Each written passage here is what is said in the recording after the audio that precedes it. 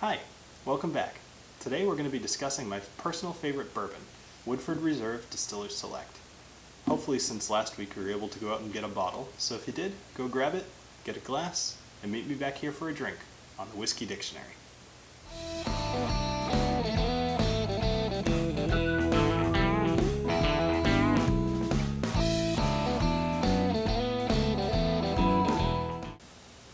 Now, Woodford Reserve Distiller Select is considered to be a Kentucky straight bourbon. Now what that means, you might remember from the Jack Daniels episode, is that it needs to be aged for at least 2 years in brand new white oak barrels.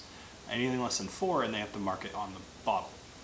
These particular whiskeys have been aged for at least 7 years, but before they can do that they need to go through their whole mash and fermentation and everything. Now these use a sour mash, which I haven't really talked about on this channel before. What that means is that as it's going through its mash, they separate out some of it and they use that to start up the next mash. This maintains a consistency with the yeast strain, which most distilleries have patented yeast strains, Woodford Reserve being one of them as well. It also helps to jumpstart that fermentation process. Now fermentation for Woodford Reserve Distiller Select is the longest for any bourbon. It's 5 to 7 days. Now what they're fermenting is 72% corn, 18% rye, and 10% malted barley. Now that amount of corn is huge for a bourbon. Bourbon by definition needs to be at least 51% corn. Now with 72% you're going to have a very sweet whiskey. After that they take it to 3 copper stills, and just like the last episode with Jameson, they triple distill it. After that they age it for about 7 years in those white oak barrels. And now something that Woodford Reserve does that a lot of places don't do is they have a temperature controlled warehouse. Most warehouses or most whiskeys will brag that their warehouses are one thing or another. Either it's open to the air, or it's near the sea, or it's cold, or it's hot, or whatever. Now Woodford Reserve decided that they wanted to be consistent in their flavor, and they temperature control. So when they heat up the warehouse, it draws the whiskey into the barrel, thus increasing the angel share, and then when they cool it down it actually sucks it back out of the barrel. They lose a little bit more whiskey this way to that angel share, but they're allowed to be a little bit more consistent with their flavor. So speaking of flavor, why don't we go ahead and pour ourselves some whiskey. You'll notice I have a new glass this week. I decided that since I was going to be doing these videos, it probably made sense to actually get some specific to certain types of whiskey glasses. So this is a bourbon glass.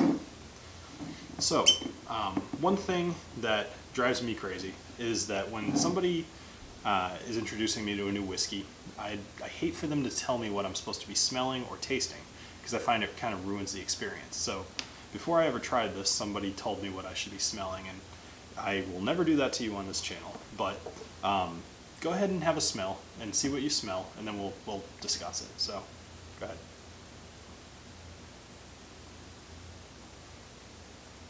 So what did you get?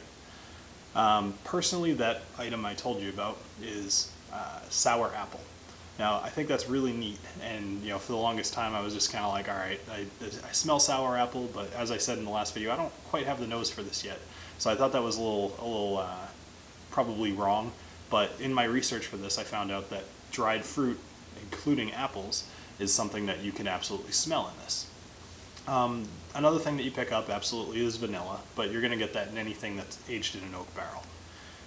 So why don't we go ahead and have a sip of this and talk about what we taste. So, cheers.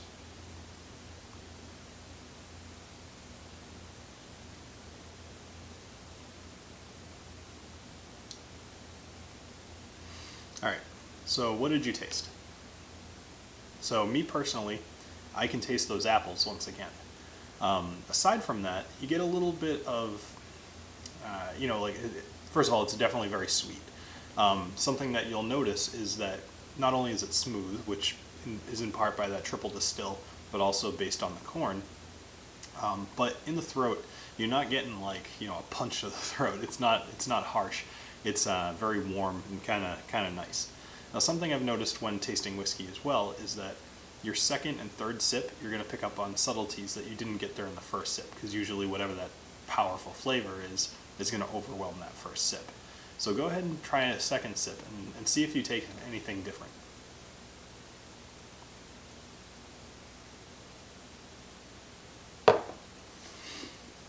Now, as I've mentioned, this is my personal favorite bourbon, so I've tasted this quite a few times. In that second tasting, I kind of get a hint of cinnamon, and I don't know. I think that's kind of unique. They do say on the website that you're supposed to be able to taste chocolate and cocoa and all kinds of stuff, but I find for me the biggest things are the apples and then the cinnamon. So anyway.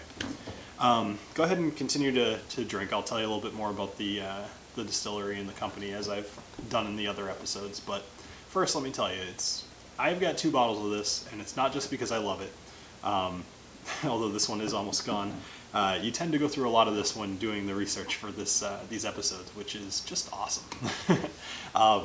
Anyway, so my in-laws and my wife and I all went up to New Hampshire around Christmas time in 2014.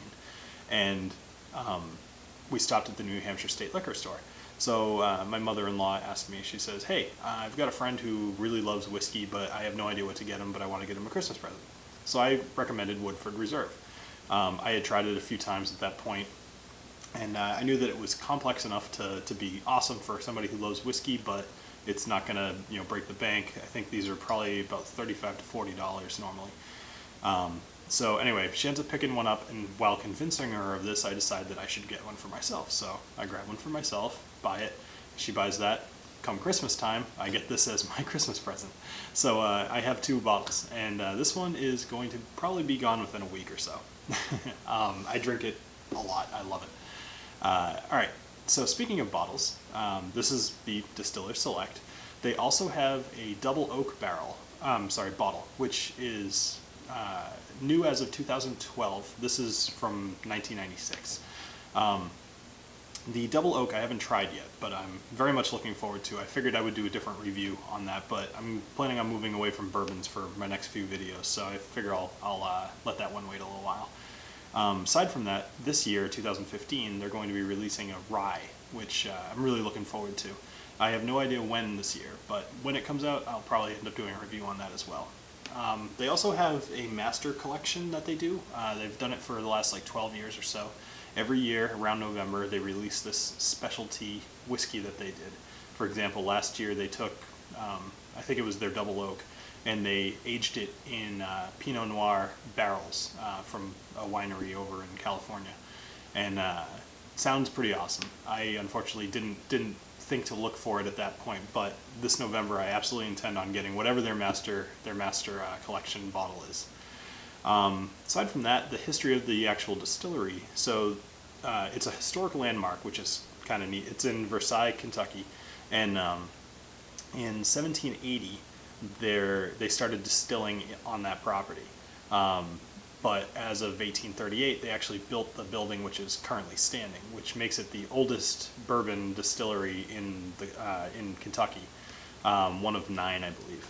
So there was a lot of history, but nothing particularly spectacular. They kind of closed it and opened it, closed it and opened it. 1993 came around, and the Brown-Forman Company, which is the people who own Jack Daniels, ended up buying the distillery. And after a couple of years of renovation, they released the first version of this in 1996, and they've been doing it ever since. So things are going well as they've released their double barrel a couple of years ago, and they're looking to do that third one soon. So the other main thing with Woodford Reserve is the Kentucky Derby. So Woodford Reserve is the official bourbon of the Kentucky Derby, which is kind of a big deal because Kentucky is known for their bourbons. What they do every year is they do this 1,000 and 2,000 version of the mint julep. $1,000, $2,000 version of the mint julep. So they go to Tiffany, the jewelry place, and they commission for a cup to be made. Now this is a sterling silver or gold, depending on if you're doing a 1,000 or 2,000. And then the ingredients that they use to actually make the mint julep differ every year. Like last year, they ended up using rose water to make the ice. So it was kind of boring. But the year before that, in doing my research, I thought was one of the coolest that they did. So mint julep is like mint leaves, sugar, ice, and bourbon. And yeah, that's it. So, oh, and obviously the cup. So the cup is a big part of the price. But anyway, they end up picking a hand-selected version of Woodford Reserve.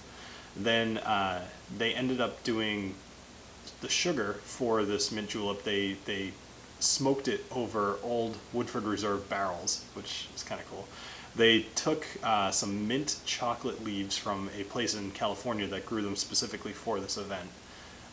They took water from a rainforest in Tasmania, which apparently had never touched the ground. It's something about the way the climate is down there. It comes from the South Pole, and the air comes up, it condenses, it falls in the rain forest there, and they gathered that rainwater from the treetops. So they then froze that and then added that to the mint julep. I don't know, I think that's just like a really cool thing. I love just totally extravagant things like that. Like they have like crazy expensive sundaes or burgers or whatever. This is a crazy expensive mint julep. And all the proceeds for it go to a charity, so that's cool too. Anyway, so aside from all that, they do a custom bottle every year for the Kentucky Derby. So you'll probably see those coming out pretty soon, actually, probably within the next couple months or so. Keep an eye out for that. They are collectible, but you're not going to get a fortune for any of them. So that about does it for Woodford Reserve. It's a fairly newer whiskey, so not a whole lot of history behind it. But I personally love it. I highly suggest you get it if you didn't already get a bottle. So I hope that you enjoy these videos. If you do, please like and subscribe. And next time I am hoping to do the Macallan 12. Hoping to kind of go somewhere else other than a bourbon. I know I've done a couple of American whiskeys already. So this is a Highland single malt Scotch. Very, very good. And if you can get your hands on one for next week, please do. And I look forward to this next episode. Cheers.